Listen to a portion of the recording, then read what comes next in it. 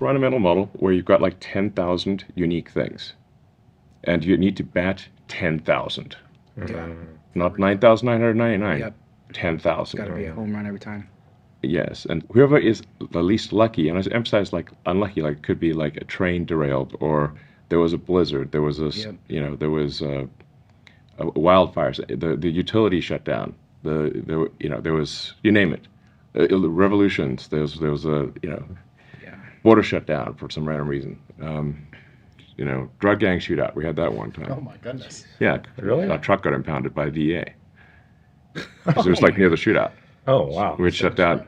Oh, wow. That happened several years ago. It shut down Model S production for 3 days.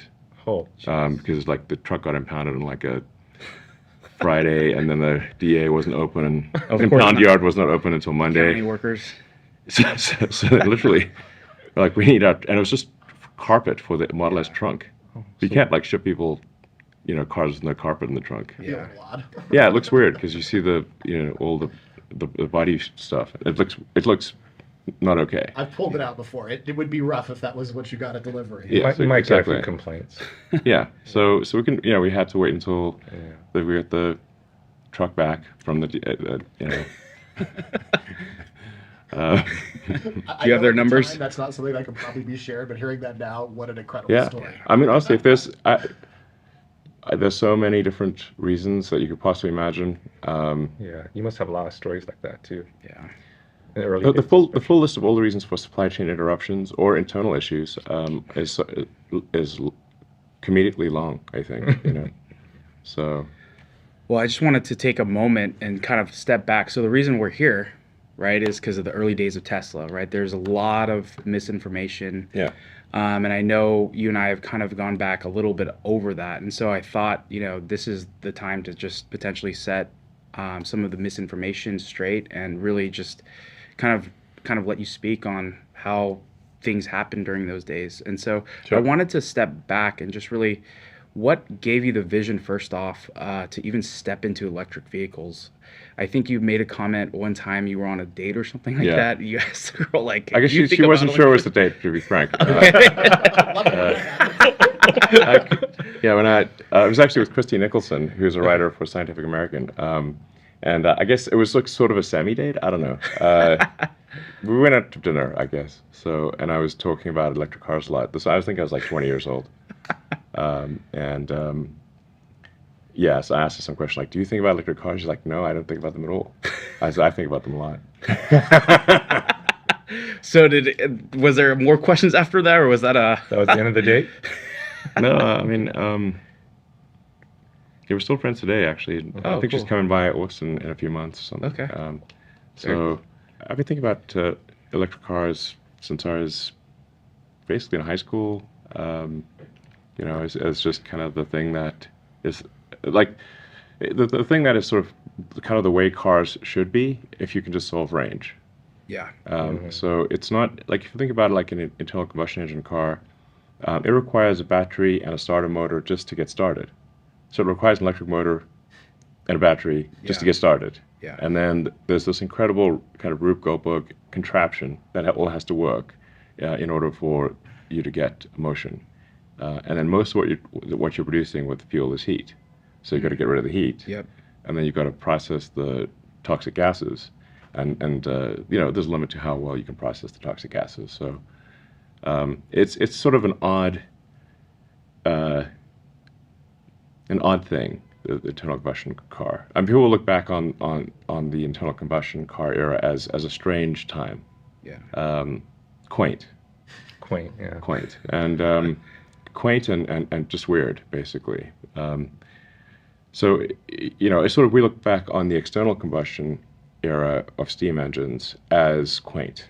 With this big steam engine chuffing and shoveling the coal and stuff. And you're like, well, you wouldn't really get around like that today. Unless, it's sort of like more of a niche thing in a, some amusement park or, trip down memory lane situation. But like, it would be like weird if you're like shoveling coal into today's world.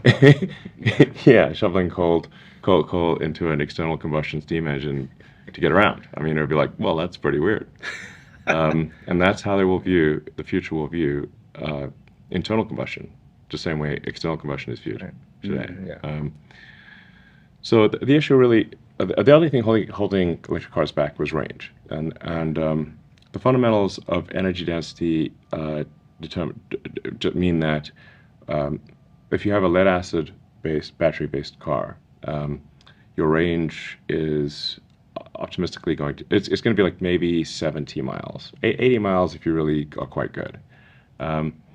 Then if you go to something like nickel metal hydride, you've got twice the energy density. So that's going to give you, with the same massive pack, somewhere around maybe 160 miles. And then if you go to lithium ion, and there's many varieties of lithium ion. Lithium ion is an incredibly broad description.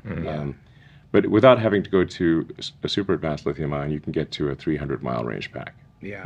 with the same weight. So you're going to get roughly four times the energy density of lead acid, 5 if you go to advanced lithium ion. And as you go to more advanced lithium ions, more refinement, the cost goes up to further refinement. Is that correct? Yeah. So the difficulty of getting to as you get to a high energy density lithium ion, you need to change the anode to silicon. So you get a dramatic increase in energy density as you switch the anode to silicon. But the problem with silicon is that it expands and contracts a lot during charge and discharge.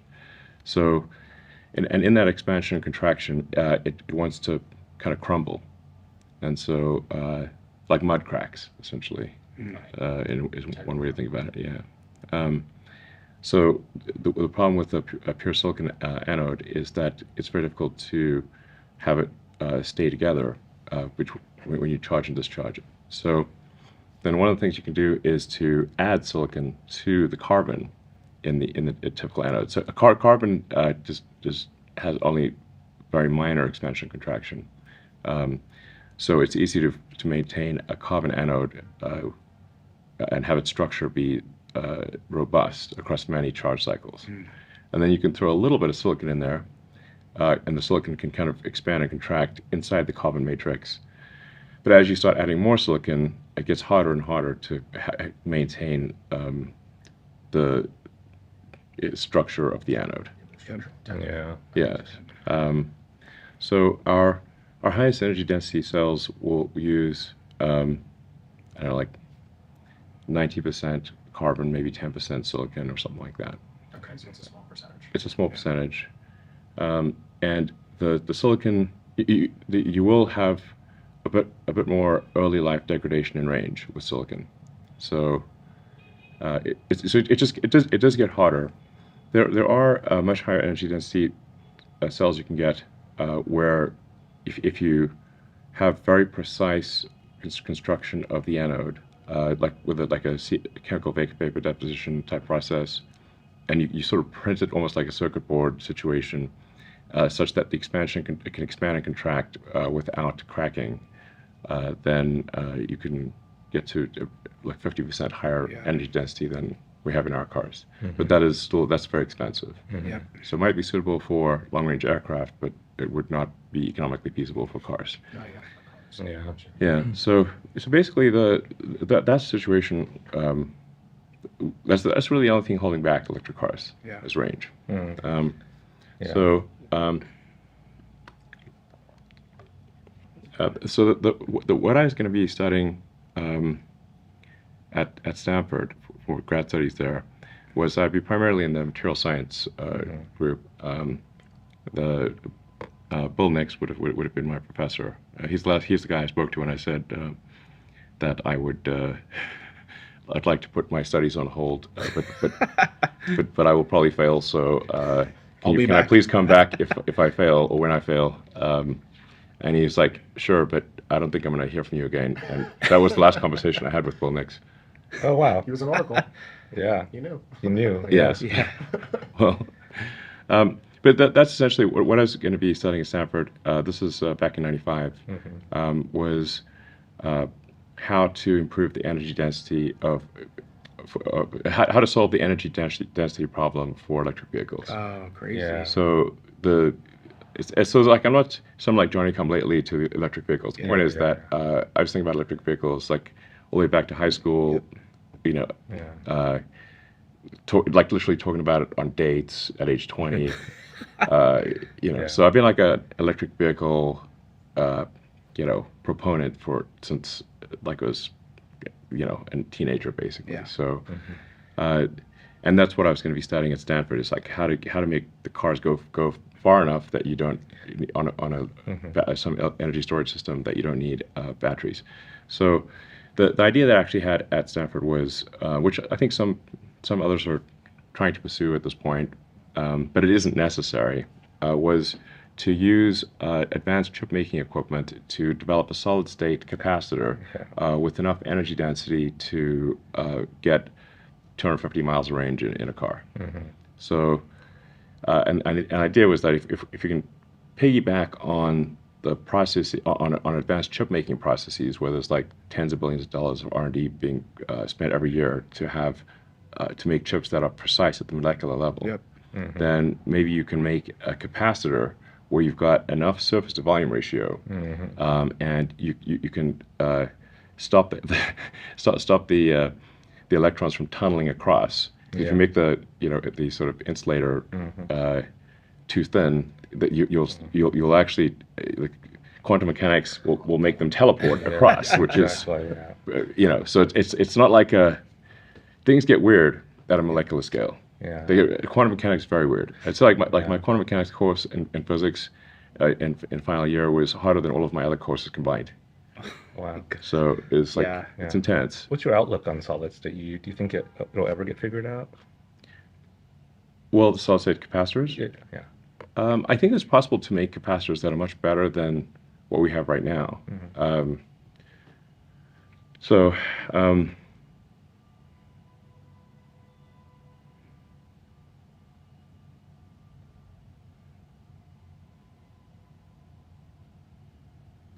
And actually, I don't want to use the word graphene because it's used in bullshit context so often. But graphene may be an interesting, present an interesting avenue into creating a high energy density capacitor. So, like if that could you'd have to have a lot of layers, and what you need is like something that is extremely resistant to electrons jumping the gap. So you need a great conductor, but also like effectively something that will basically drop the probability of an electron jumping the insulator to a low number.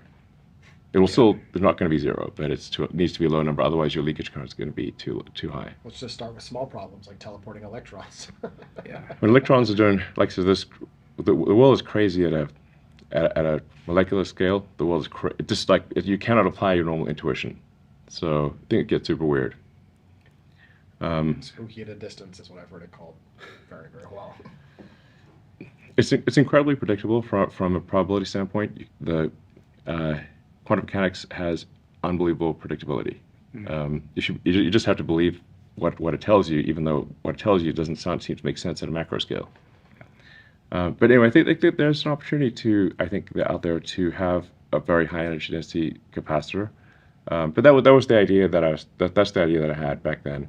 But that's not to say that idea would have succeeded. The thing I could have found out after several years was I could have added some knowledge, like some leaves to the tree of knowledge, only to and get the PhD, but actually not practical. After all that, We learned something and learned that this branch ended here. Maybe. Yeah. So like one of the possible outcomes, a strong possibility would be, you spent all this time. This is not technically something that would work, but it is commercially not feasible and a waste of time. Yeah. And that would suck basically. So I figured that I could always. So that's why I decided in '95 to work on the internet. So like when I was in college, I was trying to think of like what are the things that would most affect the future of humanity. Yeah. So obviously you pursued multiple of those like choices, right? What would you say like when you first joined Tesla? Like everyone thinks that you weren't the founder of, everyone tries to correct you on that. He didn't found it. Like what did it actually consist of, right? Because I think a lot of people just think that someone else started it, you joined later and whatever, but obviously that's not true. So, That is not true. The reason people think that is because Everhard has engaged in a nonstop campaign to try to effectively gain sole credit for Tesla for himself. And he's the worst person I have ever worked with, and that is saying something. Okay, Yeah. I've worked with some real assholes. Okay, so for somebody to be the worst person I have ever worked with, by far, yeah. that's not easy, is what I'm saying. So, uh, the actual origin of Tesla uh, goes to 2003 when I had lunch with JV in El Segundo, and we got to talking about electric cars. And JV said, "Hey, have you tried the AC propulsion T0?" I said no, but we talked about battery technology and how the lithium ion would finally enable a long range car. I never heard of Everhard at this point. Never heard of him. So then I got a test drive from AC Propulsion T0, and I was like, wow, okay, this is pretty cool. So at first I was like, well, can you guys just make me a T0? I'll buy one from you. And they didn't want to make another one. So I was like, okay. And I said, you guys should really commercialize the T0, because the T0 had all the properties that we later had in the Roadster. It's sort of like 250-mile range, 0 to 60 under 4 seconds, or roughly 4 seconds. And it was a two-door, well, it didn't have doors, admittedly, the T0. But it looks, you can see a resemblance between the T0 and the Roadster. It's basically a small electric sports car. And so I was trying to convince the guys there to like commercialize the T0. It's like, hey, the world needs to see that it's possible to have a viable electric car. And at the time, I was obviously very much, working crazy hours at SpaceX trying to get a rocket to orbit, and we'd not yet reached orbit. So we'd not reached orbit until 2008 for SpaceX. So anyway, so then I kept hounding AC Propulsion to commercialize the T0. And then weirdly, they wanted to not do the T0, but do an electric Toyota Scion. Like truth is stranger than fiction. So I'm like, guys, With hamsters dancing too. I mean, the thing is like the batteries and powertrain at low volume are going to be very expensive, Yeah. and so like no matter what, you would have to have like maybe a $70,000 or $80,000 electric Scion, or you could have, for argument's sake, a $100,000 electric sports car. And people are willing to pay $100,000 for an electric sports car, but they're not willing to pay, let's say, $80,000. Like you'd only save a small amount, because the battery pack and electric powertrain are overwhelmingly what is expensive. But I even said, listen, if you guys actually want to do an electric Scion, I will fund 10% of it, but you have to find other people who will fund the other 90%.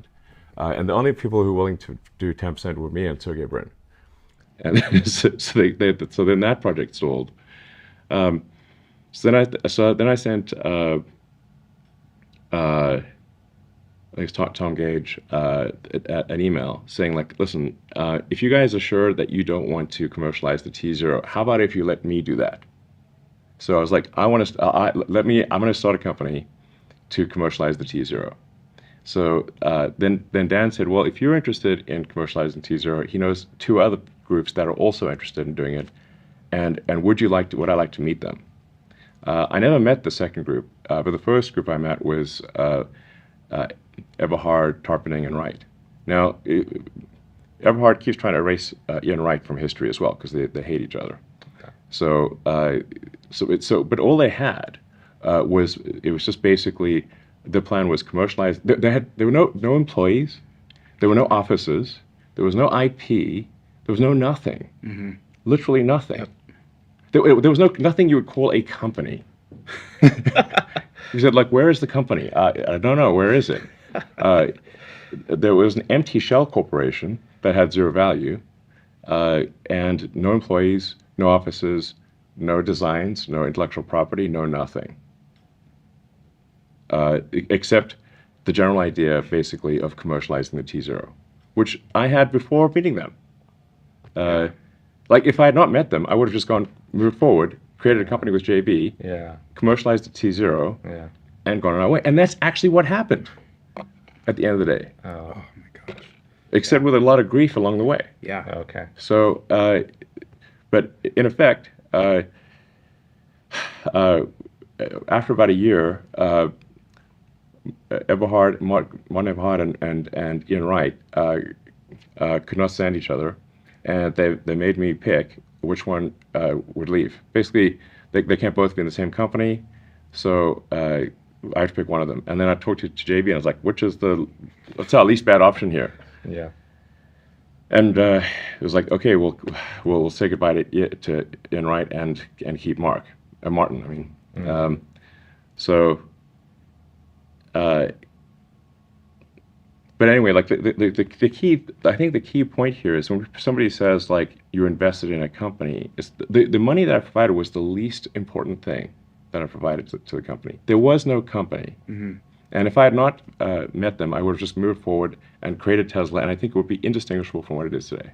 You would not be able to tell the difference. I think we could have avoided a lot of drama as well in the early days. So, yeah. I would, like, if there's one thing I could go back in time and say, I wish I had never met Martin Eberhard. So if you could go back in He's the time. absolute worst. Yeah. In case I haven't made that clear. Yeah, clear. The worst. The worst. May I ask? Don't ever, like, yes. May the I worst. ask? I know Kelvin. that you- Someone who claims credit for things he didn't do and is obnoxious about it. Yeah, so clearly if you had a time machine, you can go back in time and not work with him. Yes, and fantastic. Yeah, exactly. That would have, of course, saved a tremendous amount of anguish. Yeah, and then just partner up with JB. The name Tesla and the logo means so much to so many of the fans of the cars. So help us understand who came up with the name Tesla and what were some of the alternatives, and would Tesla be called Tesla had you and JB broke out together and not met Martin? So the Tesla Motors, which is what it was called at the time, was the trademark was actually held by a guy I think who lived around Sacramento or something, and the trademark Tesla Motors was like I said, owned by someone not us. So in the beginning it actually seemed like we would not be able to use. So you said, like, who came up with the Tesla Motors? The guy that we bought the trademark from, that guy. Not only did he come up with it, he trademarked it. Oh. Okay, so and we could not. He would not respond to anyone, any contact.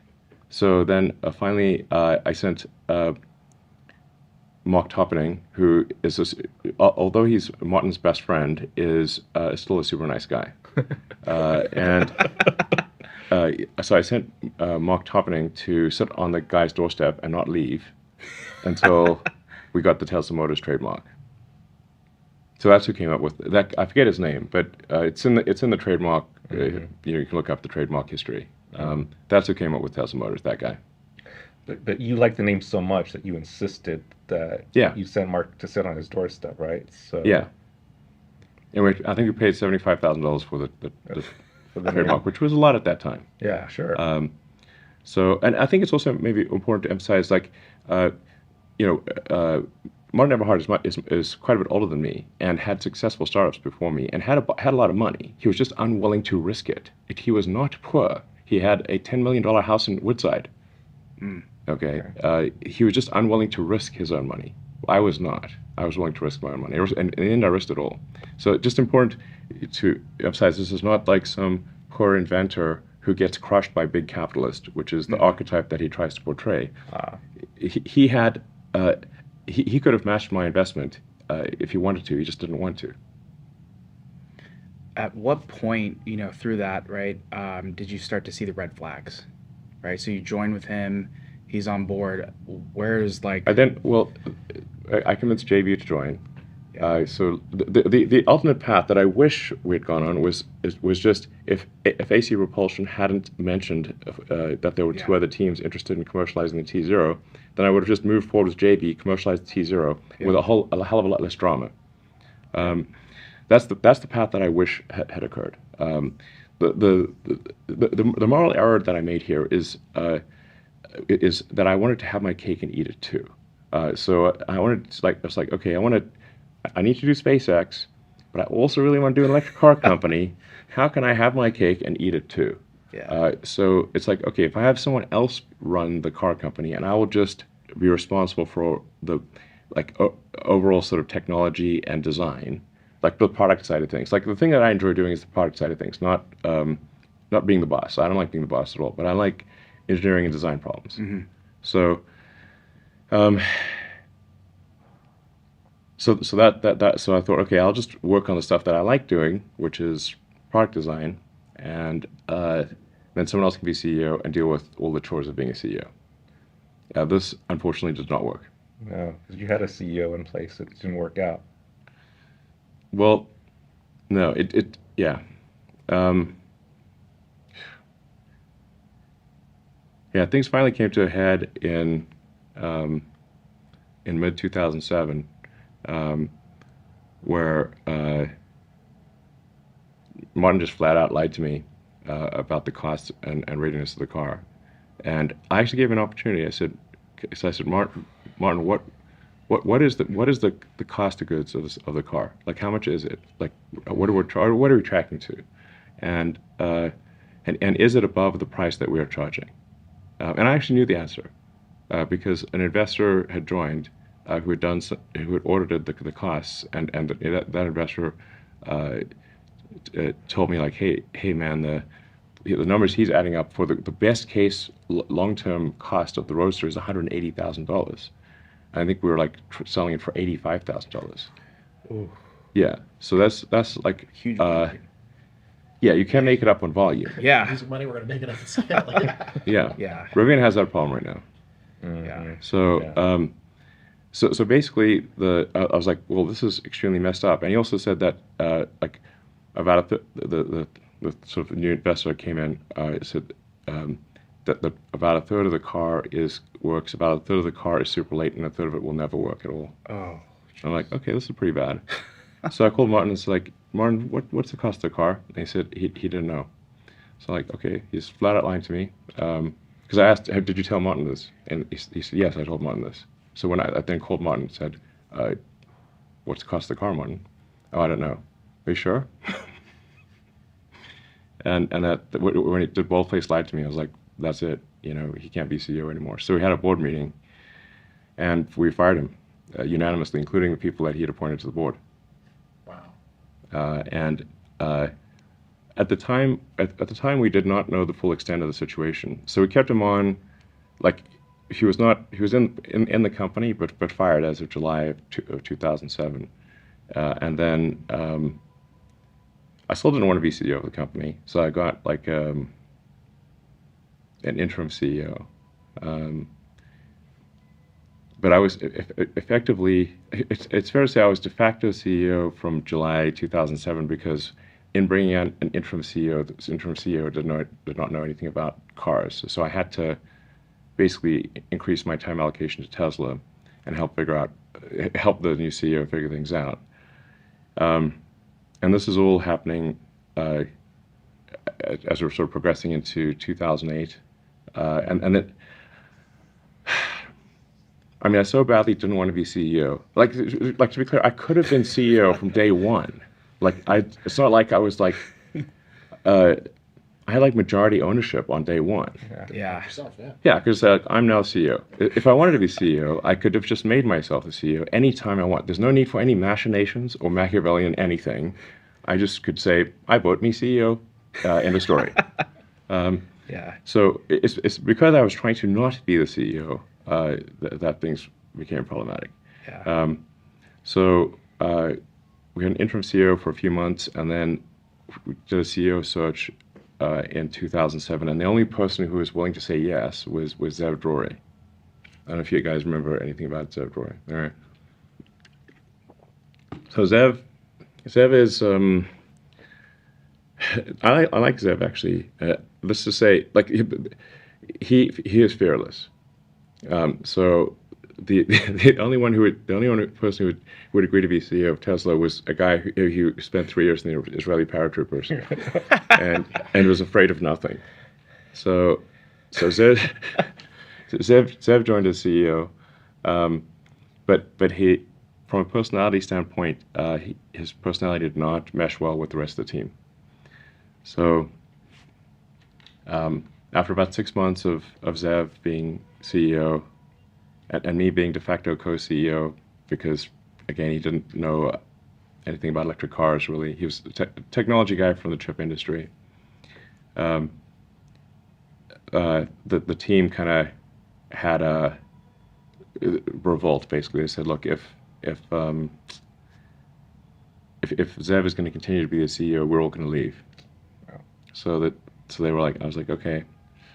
Then I was like, can you guys at least hang on for us to complete a financing round? Because this is mid 2008, like July 2008. I was like, we just need to complete a financing round. Can you just, tough it out through then? And they're like, okay, we'll tough it out for a few more months. And then we tried raising money in basically summer of 2008, and we got term sheets, but the market started falling off a cliff around September of 2008.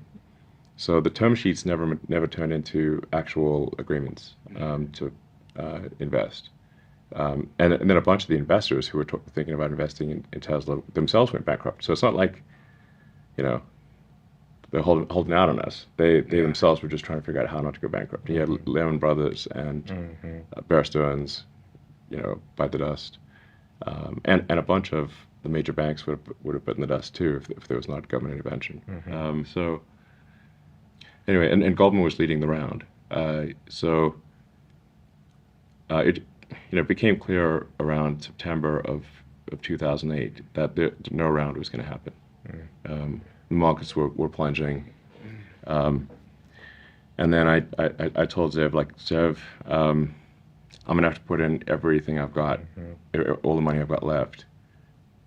So that means I have to be CEO. I've got to, putting all my chips on the table. And Zev said, he totally understands.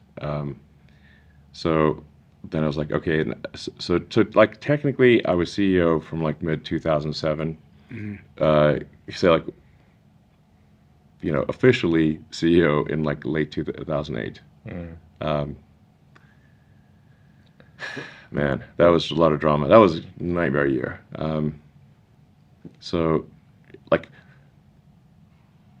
partway through that year, SpaceX had failed its third launch. And I only ever thought we had enough money for 3 launches. So we were 0 for 3 launches with SpaceX. My marriage had fallen apart, so I'm getting divorced. The Tesla financing round is falling apart, and we're nowhere near production. And we have the Great Recession. Party on. Yeah. Good times. Yeah, doesn't get worse than that. Perfect storm, man. Yeah, extremely brutal, to say the least. The lowest of the lows. So then, that was pure hell. So, Can I ask one? When you took over as CEO, this is a piece that a lot of people I don't think I've ever seen documented. Where was product development exactly? How far along was the product in the making when you took it over? Because I think a lot of misconceptions. People have this idea that you showed up to a done product. No, I oversaw the product from the beginning. So, like I mentioned earlier, my role was effectively chief product officer. The thing that gets confusing is that normally someone who's chief product officer is not an investor. So people get confused, which one are you? It's I'm both. And the money was the investment was the least important part. So it's just that I believe if in putting your own capital at stake if you're going to start a company, like whatever the opposite of other people's money is, I think is the morally right thing to do.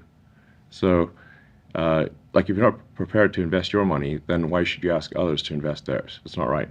Great. That's why I invest. And for my first company, Zip2, I had no money, so I could not invest in Zip2. That's Your why. time. No, like starting Zip2, just like when I put grad studies at Stanford on hold in '95, I had $100,000 in student debt, and because I didn't start the Stanford quarter, that means that I didn't have access to student housing. I lost my student stipend. Yeah. I mean, like, and I had like $2,000. So, and like more than $100,000 in student debt, and one computer. So, and that summer of '95, I wrote the first maps and directions and white pages and yellow pages ever on the internet. Yep. Personally, by myself. It's insane. Yes, it's insane. 95. And they were like, well, what web server do you use? I don't use a web server. I just read the ports directly. I don't have time to move data between one processor and another. I just read the port directly. Why do you need a server? Just read port 8080. Problem solved.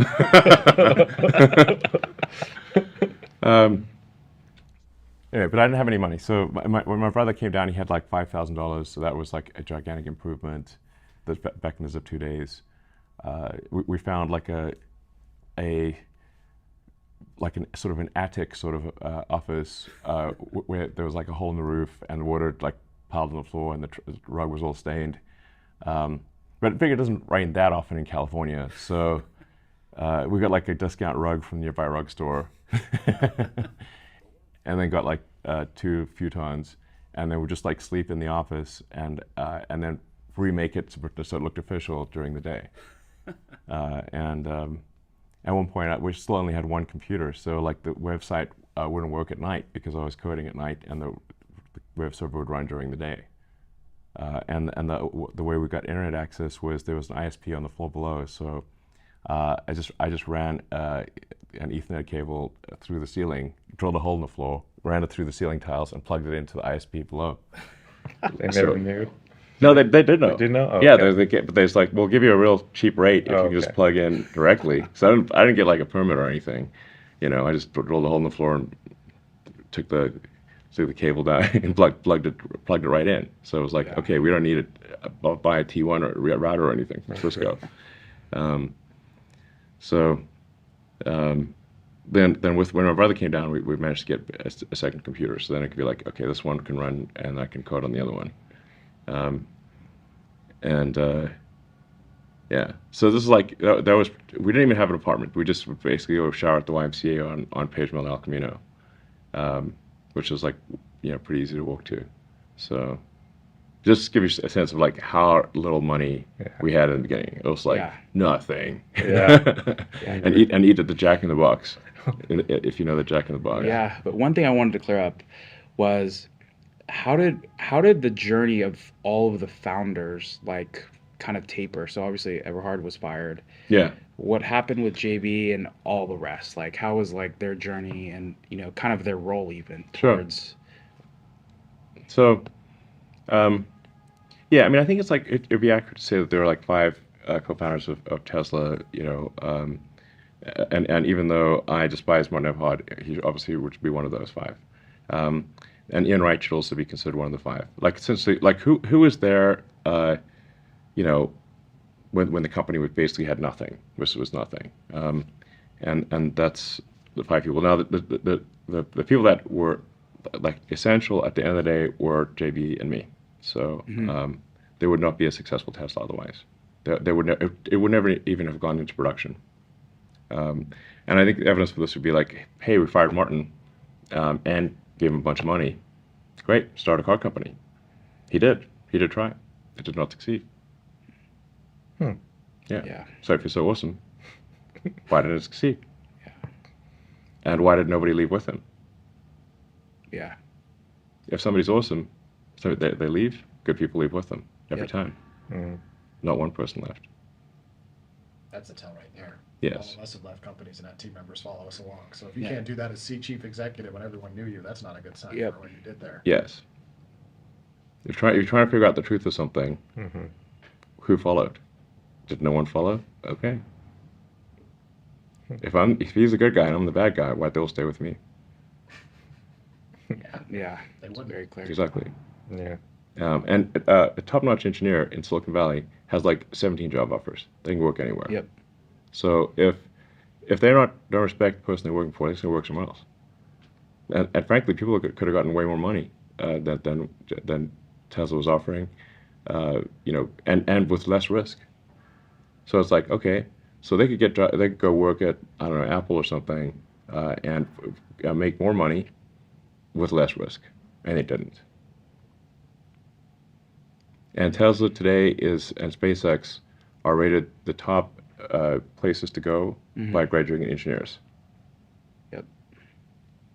Why is that? Yeah, it's very clear. Yeah. So, yeah, so like just to be crisp about the timeline, the company and the people that deserve credit for the concept of an electric sports car are AC Propulsion Yeah. and the T0. Yeah. So they deserve a lot of credit. Eberhard also will never mention them, so this is also a bad sign. It's like it's like it came from whole cloth in his mind. I'm like, no, no, the T0 Yeah. from AC Propulsion, Tom Gage and Al Ciccone made an electric sports car. Then you took their idea and said, let's commercialize it. Yes, agreed. And independently, I also thought, let's commercialize it. And allegedly, there was some other team that also had the idea, let's commercialize the T0, because AC Propulsion was not willing to do it themselves. Mm. So,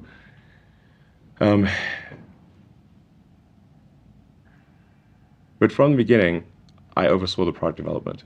In fact, Eberhard blames me for a bunch of the issues with the car, saying, like the reason it was expensive was because Elon insisted on all these things about the car. It's like, okay, so if I was controlling the minutiae of the product design, but I also had nothing to do with it, which one is it? I can't be both. I can't be blamed for micromanaging the design of the car, but also have nothing to do with it. One of the two, these are incompatible. Yep. So I agonized over every inch of that car. I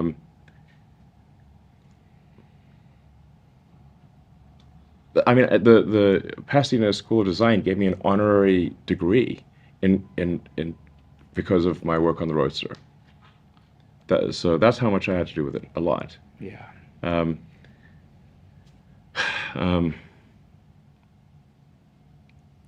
But the issues, the problems with production. I actually wrote a piece. I don't know if you like it's out there somewhere. Early history of Tesla, like a blog piece. I don't know if you've seen it. It's been a while. I don't think I've seen it. Yeah, you can probably dredge it up from the Wayback Machine or something like that. It's like the early history of Tesla, because I was trying to explain like just in detail how messed up things were. Yeah. So like the core product design for the car itself was, I think, compelling, but the business decisions around how to make it which Eberhard made were terrible.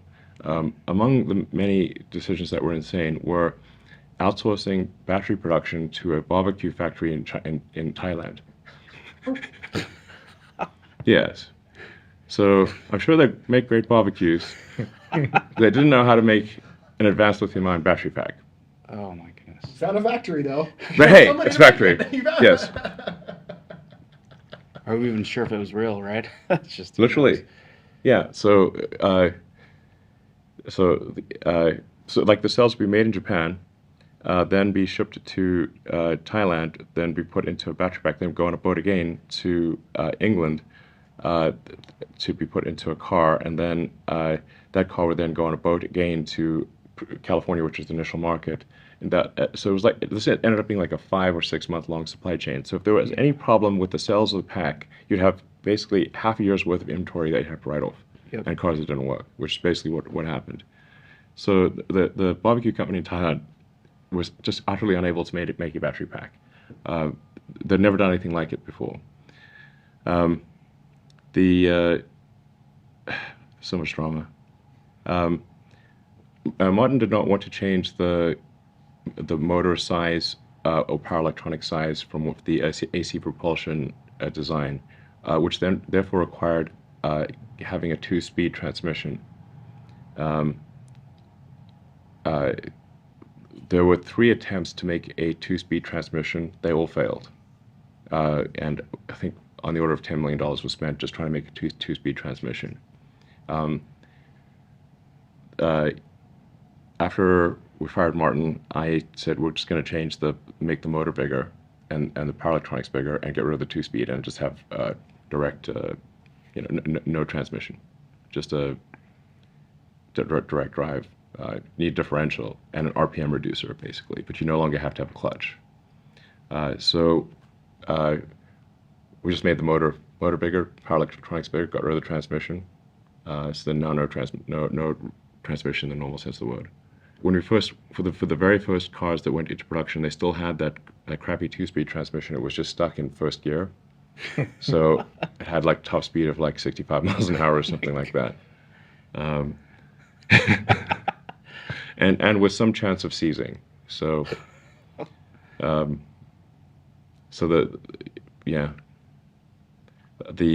body panels have been outsourced to a company that was completely unable to make carbon fiber body panels, and when I visited Lotus, I asked for their top 10 risks. They said, "Oh, your body panel supplier is going to fail." I'm like, "Excuse me?" And this was like a Friday. I'm like, "Well, let's go there right now." It's like Friday night. So we went to the body panel thing, and just like the tools were just the wrong. They were all wrong. They didn't fit. Like any given body panel had to be basically hand massaged, so like make it in the tool, and then it'd be wrong. The tool was wrong, and the process was wrong. So then you had to basically handcraft each body panel in order to make it vaguely fit. And even after that, the body panel gaps were so bad with the trunk, you could literally fit your thumb between in the gap. It was like messed up beyond belief. And I was like, wow, okay, these guys have a 0% chance of succeeding. Mm-hmm. So then we had to transfer the body panel production to this company, Sortera, in France. So then I ended up camping out in France for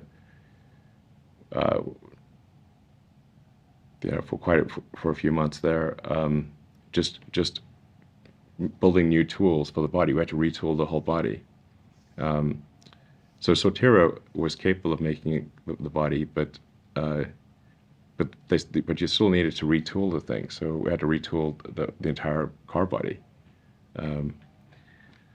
So let's see. We changed the car body. The battery pack was I shifted production of the battery pack to Menlo Park, or basically to the Bay Area, technically San Carlos, I think at the time, and switched final assembly to the car dealership on El Camino, the Ford car dealership.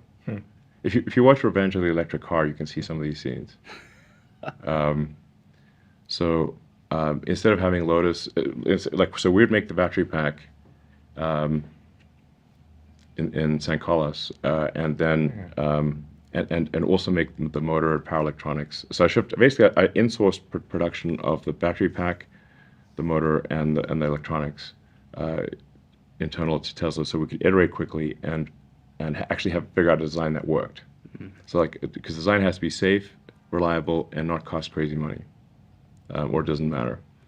So so car body, motor, power electronics, transmission to a single speed. Almost everything got changed in the car. So we had to recapitalize the company, and it took about 2 years before we we could actually be in real production, like from mid 2007 to mid 2009. What was the original vision of the Roadster, though? I mean, you obviously had some production issues, but you had an initial vision once you conceived it. I mean, I know, retrospectively, you said that was a mistake to use the Roadster body because there's so many compromises that were. Well, the Elise, what do you mean? Yeah. Yeah. So the Tesla was created with two false assumptions.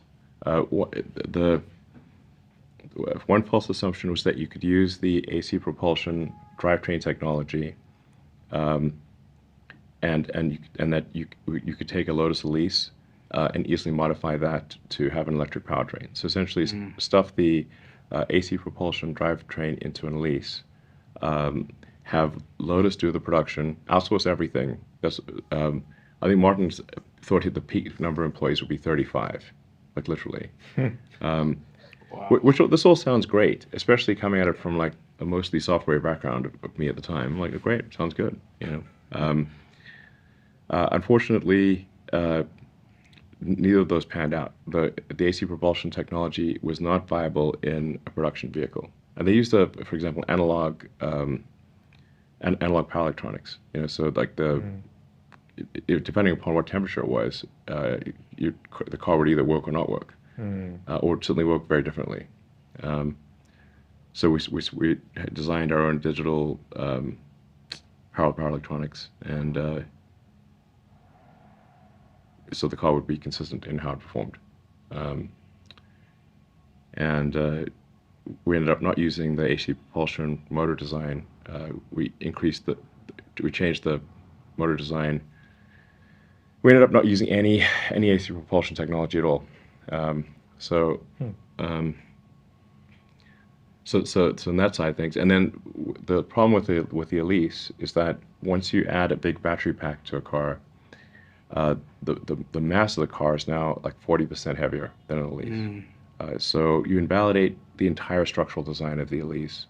The battery pack wouldn't fit, so we had to stretch the chassis. The mass distribution is completely different. Like I said, all crash tests are invalidated. All the structural design is invalidated. You're essentially redesigning everything, but are still left with the constraints of an Elise, which is that it's a little too small. So that's an issue. You couldn't even use the air conditioning system because air conditioning was belt driven, so we needed an electric air conditioning system. So we couldn't even use that. So in the end, the car was I think the car had maybe 4% or 5% of the parts in common with an Elise. It's nothing. Basically, it was worse than if we'd started from a clean sheet. Yeah. So it's sort of like if you say like you have a particular home in mind, but instead of building that home on a fresh piece of ground, you take somebody else's home And stick what you want in it. and then you knock down everything except one wall and the basement. And so you have the footprint and one wall, and you know, so you have to have like that sort of, and then you try to build your dream home on, but with somebody else's foundation. It's like not a good idea, and more expensive than if you just did a clean sheet. Yep. So that was an issue. Did you ever consider midway through it dropping the body entirely, or was it just the capital sunk in already too late of an option? What do you mean by dropping the body? I mean, not using the Elise at all. And Yeah, I was like, at one point I told JV, and I said, I think we should not work with Lotus, and we should build this directly. And JV was like, well, you know, we had no clue how to build a car. It's not like we just came out of this from, how do you build a car? No idea, you know, had to learn. So in theory, it's a car company that's been around for like 50 years should have a lot of expertise, more so than someone who's never built a car. So yeah, but because Lotus would have periodic financial difficulties, when they would have financial difficulties, they would then turn the screws on Tesla.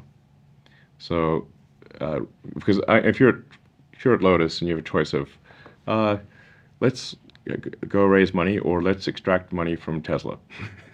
Or they will extract money from Tesla. So they extracted a lot of money from Tesla, and we didn't have any choice. It was not possible to actually. We had no optionality. We're stuck. The only way to make the car was with Lotus. So when they increased the price on us, there's nothing we could do. But anyway, after all that, we managed to get the cost of the car down from where it was previously headed of 180,000 to, I think, around 80,000 by roughly mid 2009. But by redesigning and redoing basically the entire supply chain, with very few exceptions. It was like insanely hard to get the cost of the car below the price, and then we increased the price of the car, and I think we had like an average selling price of around maybe 110, 120. So we're able to get to like 25% margins, but with great difficulty, like hellishly difficult. No one can say Teslas aren't appreciating assets. The Roadsters are still going for more than that today. So Yeah. Yeah, I know. Still quite a collection of original Roadsters out there. I was lucky enough to get my hands on 523. Okay. Yeah, beautiful. The electric blue, the one you guys repainted for the owner, because yeah, he told me the story about that. I guess he backed into a parking lot somewhere, and somebody hit him, and you guys repainted it for him. It's beautiful. It's beautiful. Yeah, we had some pretty wild colors in the beginning, because the cars were just being made like one at a time. So it was you could make them be all kinds of interesting colors. We had a pretty vibrant orange color at one point. So, but like the production was excruciatingly difficult in the beginning. From the first set of tooling, from that company that went bankrupt, that was completely unable to make car bodies, we were able to extract 5 car bodies, and each of those car bodies required extensive hand modification in order to and still looked like trash, basically, with giant body gaps and stuff. But there was only 5, literally 5. Yeah. So the first 5 production Roadsters have the body from the old tooling, and then we're able to transition to the Sortira. It's SOTIRA, French company. Switch to bodies made with their tooling. And they did a great job, actually. But I remember having to talk the production team there into working a lot more than they would usually work. I mean, not that they have a good work ethic, but they're like, I was like, can you guys please not go on vacation, because otherwise our company's going to die. Essentially, was my speech in a nutshell. Yeah. And they were actually like, okay, we'll stay and we'll make the car bodies. They were kind enough to actually postpone their vacations and stuff, and put in some serious hours to make the car bodies for Tesla. That's Sortira. It's really cool. Yeah, it's cool. So, and this guy Tim Watkins deserves a lot of credit as well. Tim Watkins was essential to making that work. JB's role was critical. He made it so that the batteries didn't catch on fire anymore, right? Yeah, JB was like, I mean, JB, Andrew Baclino, I mean, there were a number of really top-notch people there that solved the problem. I mean, it's not that the batteries wouldn't catch on fire. It's just that if a cell caught on fire, that it would not go into thermal runaway and domino the other cells. So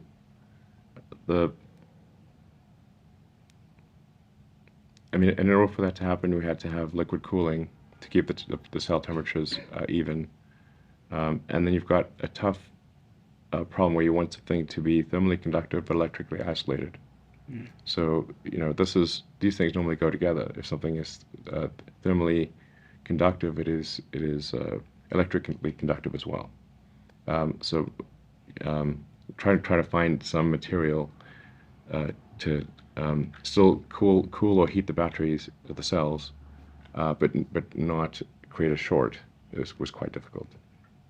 And then the early packs for the Roadster were we did not scallop we did not have a wavy cooling tube, so we just had a straight cooling tube, so that there wasn't much contact between the cells and the cooling tube. Anyway, we made it work basically without too much drama, but it required a lot of iteration and making the battery packs ourselves in the Bay Area. The most expensive place to build a car. I feel like a very expensive place to build a car, but actually cheaper than if it's outsourced to a barbecue company in Thailand, because it actually works. So, our initial designs for the pack were extremely wrong, because it also has to be okay, in an accident. So, it can't just, it's going to be robust to an accident as well. So, during any point of those early days, like, was obviously bankruptcy was kind of almost knocking at the door. Was there bankruptcy actually technically was knocking at the door in like 2008, but not before then. Okay. Because I had like money from PayPal. It's just when I started running out of money from PayPal and the markets went into a recession, that's when bankruptcy was knocking at the door. So it's more like in 2008. Okay. From 2008 through 2012, bankruptcy was knocking at the door. Okay. Frequently. Just standing out there looking. Hopefully it wasn't a still specific here. person. Still here. But did Bankruptcy's still there. did it cross your mind at any point to just say, this is a bad idea, I just need to, I don't know, focus on SpaceX or something else during those even 4 years? Yeah, I mean, one of the toughest decisions I ever had to make was in 2008. I think I had like $40 million left or something from the PayPal sale, and I could have. It's like, okay, I can put it all on SpaceX or all on Tesla, and increase probably either one would survive, or I could split it, and then it's like, but to me the company's like kids, it's like it's not like just a company to me. So it's sort of like if you got two kids, like how could you really say, okay, we're gonna let one kid starve, So I was like, I couldn't bring myself to say I'm gonna, definitely that company's gonna die, or definitely that company's gonna die. So I ended up splitting the money, and gave the $20 million to Tesla and $20 million to SpaceX. But that could have ended up being a super dumb decision, and both companies could have gone bankrupt as a result. So at the time, I was like, man, this would really suck if both companies go bankrupt, because I kind of split the meal, Yep. But then, fortunately, the fourth launch of SpaceX reached orbit. And if that fourth launch had failed, SpaceX would be dead for sure. And then we closed the Tesla financing round on the last hour of the last day that it was possible, which was 6 p.m. December 24th, 2008. Crazy. And the only people who would invest were a subset of the existing investors in Tesla. So, so that was,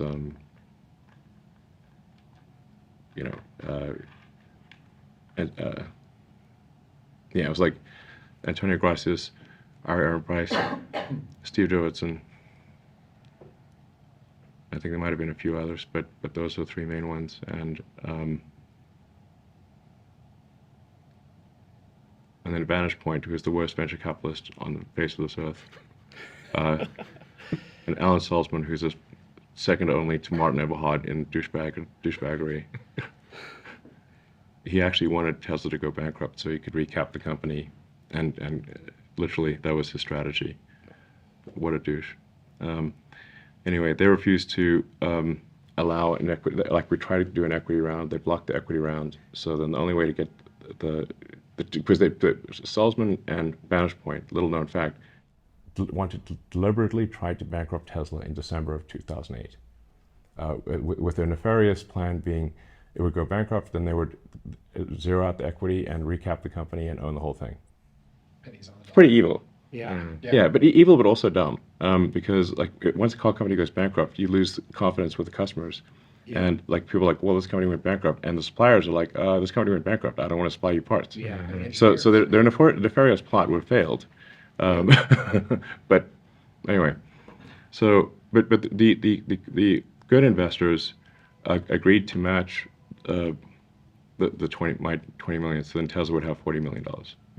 So that's but because it could not be an equity round, it had to be a debt convertible to equity round because Vantage Point had blocking rights on the equity. Yeah. This is like some deep lore basically. And that actually was very difficult for the venture investors because the terms of their investment was like they were not debt investors, they're equity investors. So they had to actually go to their partners to get an exception for Tesla to say this is debt convertible to equity, and it only is convertible to equity if at some point in the future Vantage Point agrees that to allow it. It's a tough position to invest in. Yes, especially while General Motors and Chrysler are going bankrupt. So During the recession. yeah, I mean, I tried to raise outside money, and people were angry that I even asked. Like when I called to try to raise money for Tesla, like we got zero outside money in that December 2008. Because it's like so many companies were going bankrupt that they were like hell no. So we managed to get this like squeak through with a convertible debt round. That basically just matched the money that I put in, which is everything I had, and then I had like zero money and don't even have a house or anything. At the end of 2008, my ex-wife had the house, so I had like basically nothing, and then I actually had to borrow money to pay rent and stuff because like literally had like zero. Zero. So and that just got us 6 months basically.